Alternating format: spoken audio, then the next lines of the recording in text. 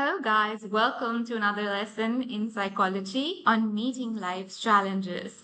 I'm so pleased that you're here. And so far, we've been discussing all about the concept of stress. So I'm sure that in the last two sessions when we interacted, you understood what is stress all about. We also unraveled the difference between eustress and distress. Eustress is the positive stress and distress is the negative one.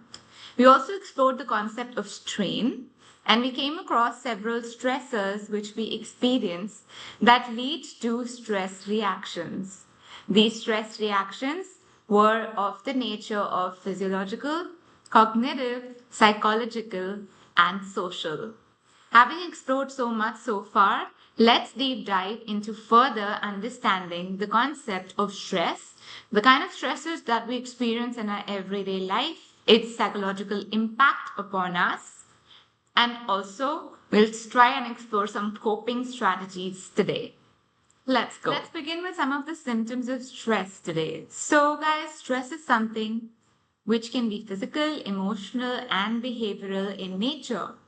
It often comes with a lot of symptoms which we experience in our everyday life. So, what are these symptoms truly like? Let's look at some of them together. Your NCERT lists out the following symptoms of stress. The first one, lack of concentration. Isn't it so obvious that whenever we experience overwhelming amounts of stress, the stress itself absorbs us into it, and all we're left with is a lot of lack of concentration. Up next, we've got memory loss. Memory loss comes very commonly with stressors. It's because we're overwhelmed with the stress itself, we tend to forget. It also comes with poor decision making because our cognitive activity is, kind of leaves our mind feeling very fuzzy. Okay, this also comes with a lot of inconsistency. The inconsistency that you experience in your everyday is something that shows up in your inability to, respond appropriately, to make interactions meaningfully, and also to think linearly. It often results in irregular attendance and timekeeping. It definitely leads on to low self-esteem, poor long-term planning, which you have difficulty with, and frantic bursts of energy, because mostly you feel pretty low, but then there are these other times wherein, you kind of display the burst of energy inside of you. Of course, guys, it leads to extreme mood swings. I'm sure you've noticed how you feel when you experience stress during your examination time. So the swinginess in mood also shows up with terrible emotional outbursts when you just have like a breakdown and you kind of let it out. That outburst can be either in the form of crying or screaming and shouting. Often it results in worry, anxiety, and fear, as well as depression, which are some of the negative emotions which come very freely with the experience of stress. This often arises with a lot of difficulty in sleeping. So there is lack of sleep or too much of sleeping as well, and also difficulty with eating or too much eating. A lot of individuals also resort to misuse of drugs and other substances, which helps them to kind of cut the, effects of stress momentarily. But of course, that comes with long-term disadvantages, as well as a lot of physical illnesses like stomach upset, headache, backache, etc., all of which is absolutely unhealthy. Now, imagine experiencing a range of these symptoms and what that would do to an individual. That's exactly what the symptoms of stress feel like, guys. Up next, we're going to explore the types of stress. So whenever it comes to the types of stress, guys, we're going to mark it as we go. These types of stress, they are varied. Up next, we're looking at some of the types of stress. When we look at the types of stress, there are something known as physical and environmental stress. So whenever I say physical stress, yes, it is to do with our own physical bodies. Have you noticed how sometimes because of the demands of the stress, our body experiences this state of exhaustion wherein, you experience some muscle aches or some other body aches. All of this makes you feel strained. Okay, you feel that you've overexerted yourself, your muscles ache. All of this can happen because of some form of wear or tear, usually in the form of a lack of a nutritious diet, which you're not taking. Maybe you're suffering from some kind of an injury or an infection or a disease that's ongoing, and you fail to get enough sleep, either because of this or within itself.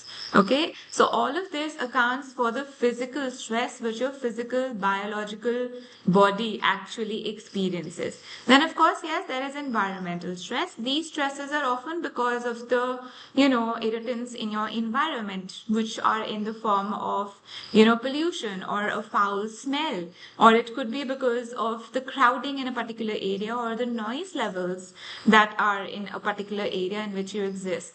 Also, it could be climatic conditions. It could be the heat of summer. It could be the cold of peak winters, which can cause this environmental stress. So all of these environmental stressors, they can also be in the form of earthquakes, like those natural disasters, in the form of floods, in the form of tornadoes, etc., that create a lot of chaos, or something that sets up on fire in a forest or in the city as well.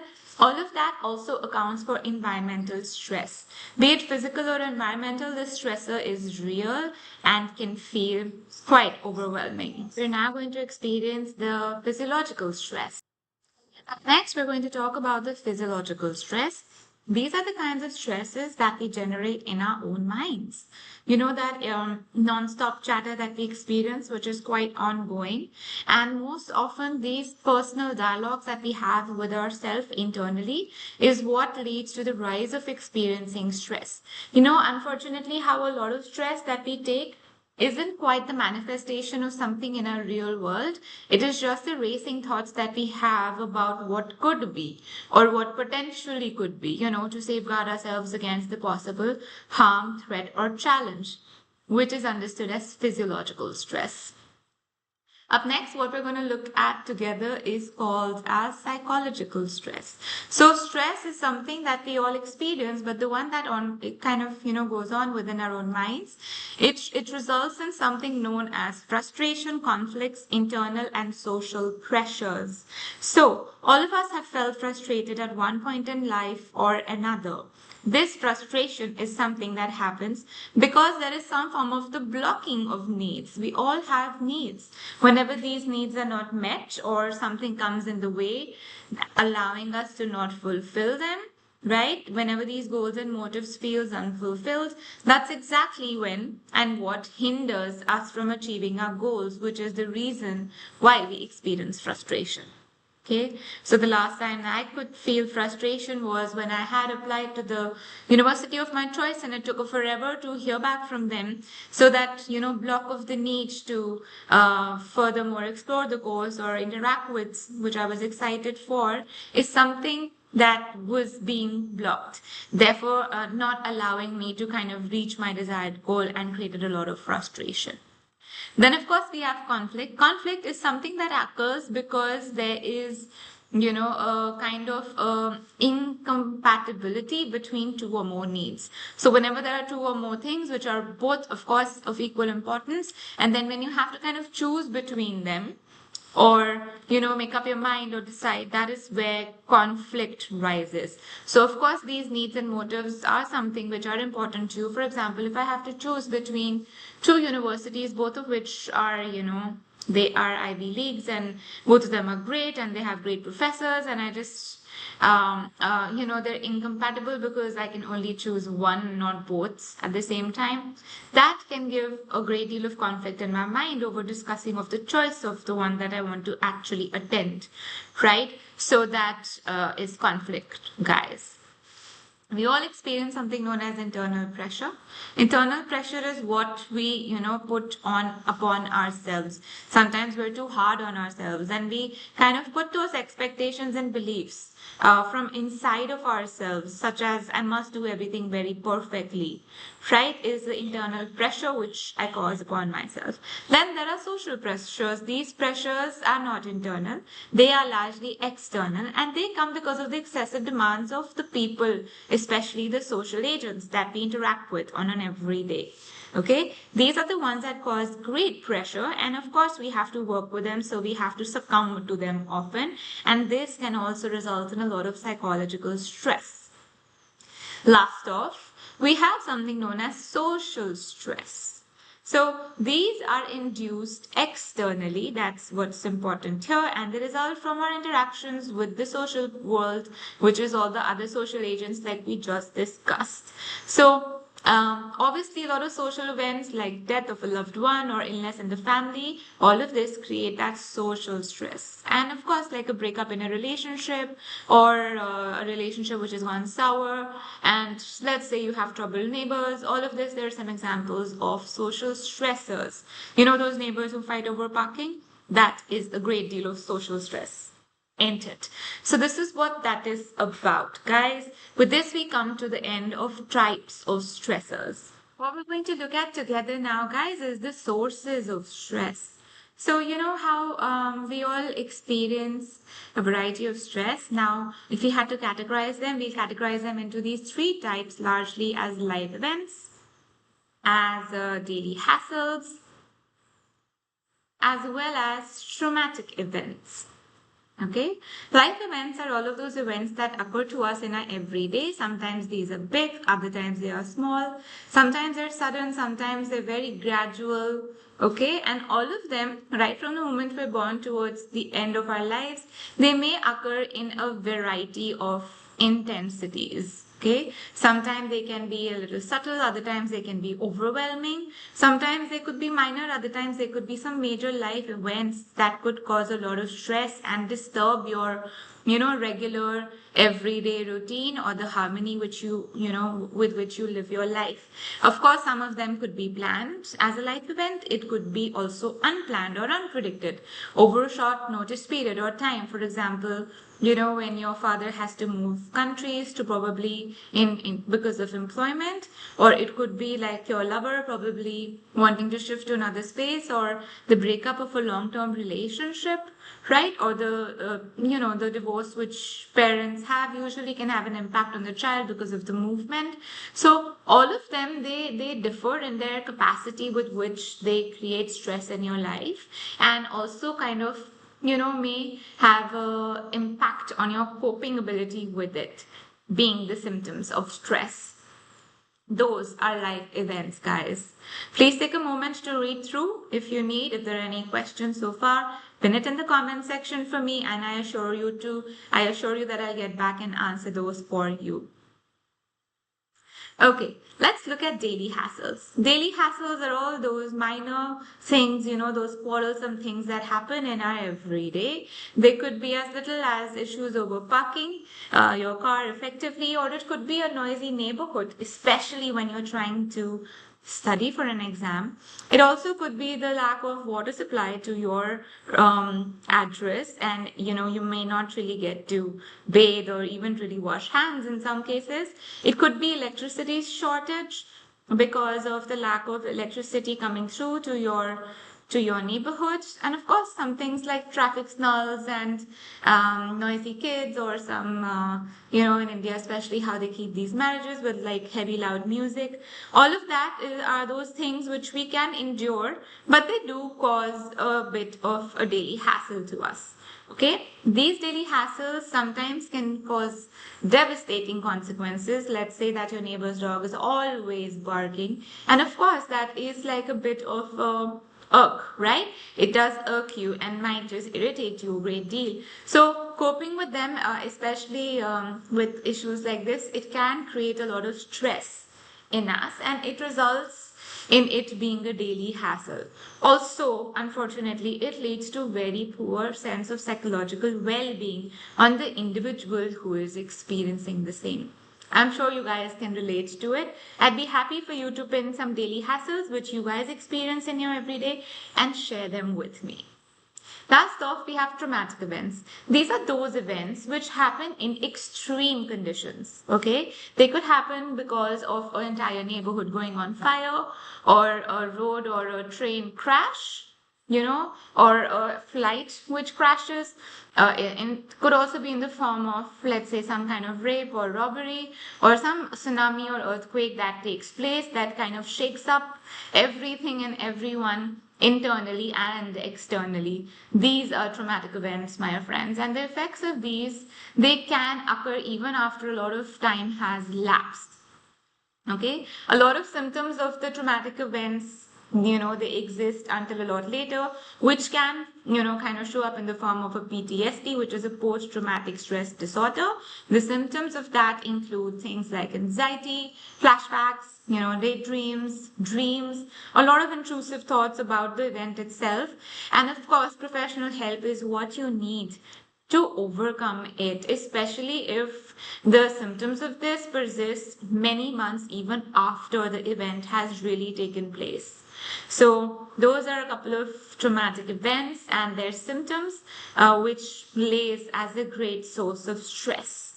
So with these three, we'll wrap up with the sources of stress. All right. Now that we've understood the sources of stress, we will try to have an understanding of the effects of this stress on our psychological functioning.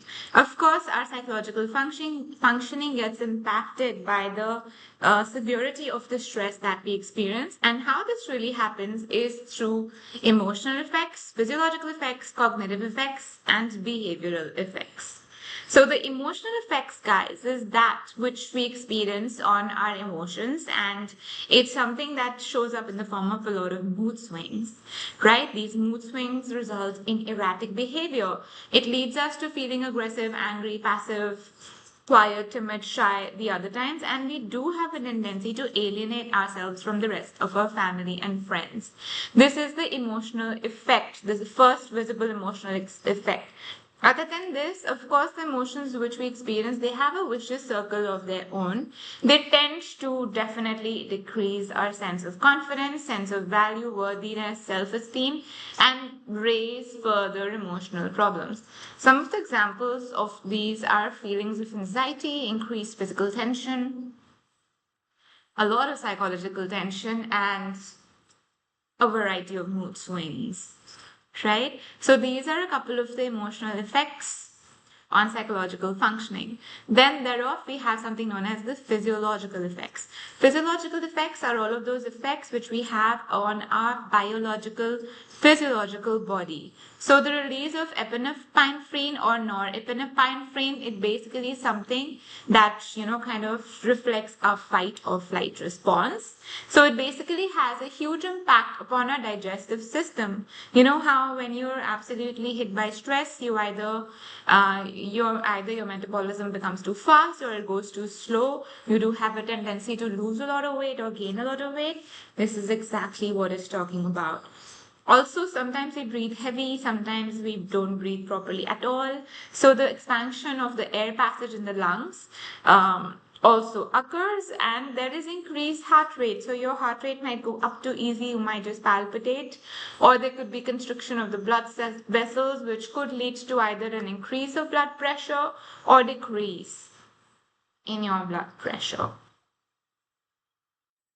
Okay, let's explore for ourselves as to what might happen cognitively. Cognitively, you might not be able to make sound decisions for yourself. So all cognitive activity is the activity that happens in the mind. It is to do with your cognition. It is to do with your mental framework. So cognitively, if you're impacted by stress, you're going to be making poor decisions. You will not be able to concentrate very well on important things, and you might just have reduced short-term memory, because memory is the first thing that gets hit when it comes to cognitive abilities. Right?